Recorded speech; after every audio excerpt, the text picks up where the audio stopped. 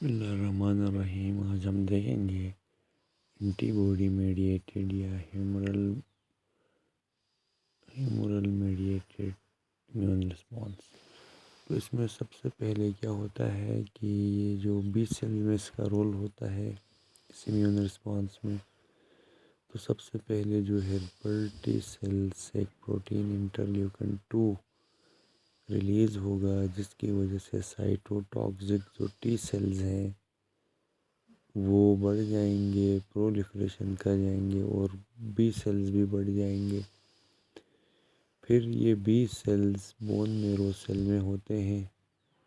پھر یہ be cell اپنی ممبرین کے اوپر خاص قسم کے ریسپٹر ڈسپلے کرتے ہیں، ان کو بی سیل ریسپٹر کہتے ہیں۔ پھر یہ جو بی سیلز کے ریسپٹرز کے ساتھ اینٹیجنز بائنڈ ہوتے ہیں اور وہاں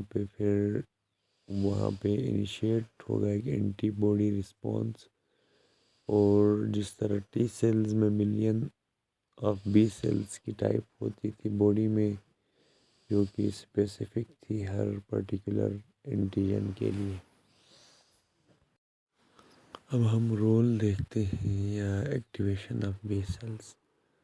تو بی سیلز کی ایکٹیویشن اس وقت شروع ہوتی ہے جب بی سیل بائنڈ ہوتے ہیں اینٹیجنز کے ساتھ، یعنی بی سیل ریسپٹر پہ، اور پھر بی سیل ریسپٹر ایک اینٹیجن انٹرلیوکن 2 پروٹین اس کو اسٹیمولیٹ کریں گے اور یہاں ہیلپر ٹی سیلز سیکریٹ ہو جائیں گے، اور جب یہ بائنڈ ہو جائیں گے اینٹیجنز بی سیل ڈیوائڈ ہو کے 2 طرح کے سیل بنائیں گے، ایک پلازما کلون سیل ہے اور میموری بی سیل ہے۔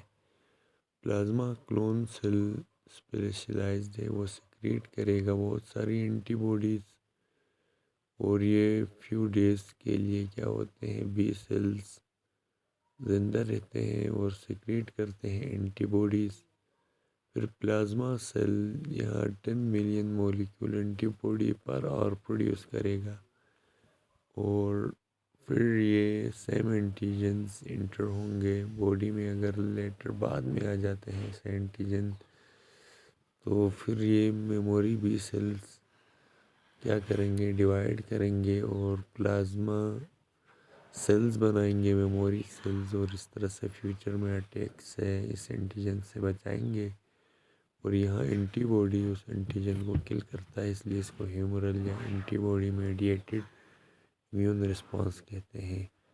اور جو اسٹیمولیشن ہے اس کی پلازما سیلز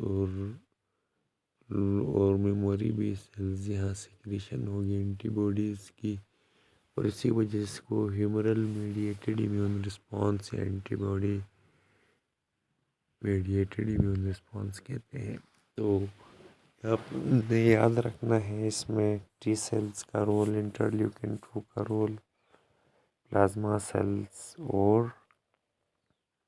میموری سیلز کا رول۔